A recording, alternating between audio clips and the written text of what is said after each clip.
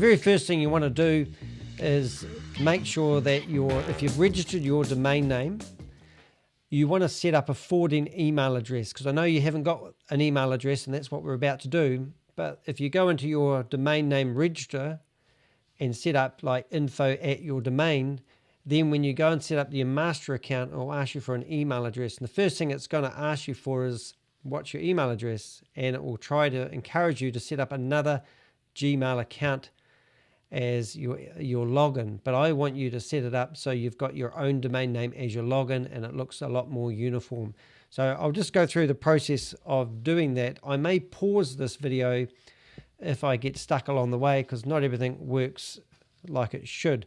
So I use First Domains, which is a New Zealand domain name register, to look after all my domain names, and all my workshops are all about recommending that you do that because it makes it a lot easier. Now, I've logged into my domain name register, and I just so happen to look after the customer's email address, domain name, sorry, that I'm about to set up a paid Gmail service for. And in here, you can see we actually have a managed forwarding email address. And she's got 2 forwarding email addresses set up already.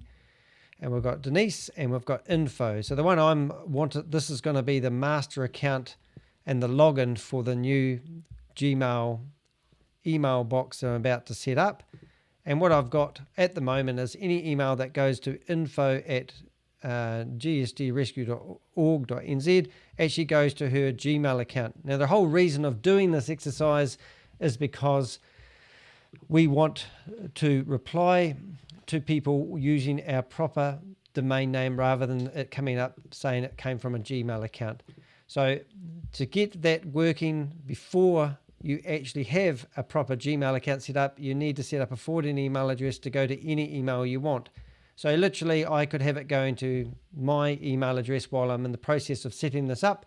But for the object of this exercise, we've actually got an email box set up. And if anyone sends an email to info@gsd.org.nz, it will turn up in her mailbox, which I've got access to here.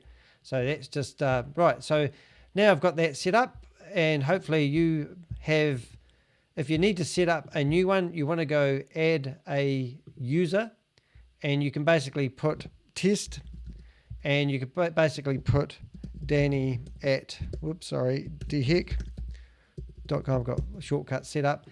And if anyone sends an email to test@gsdrescue.org.nz, it will actually turn up it will get forwarded to another email address, and that is how you set up a forwarding email address. All right, on to the next video.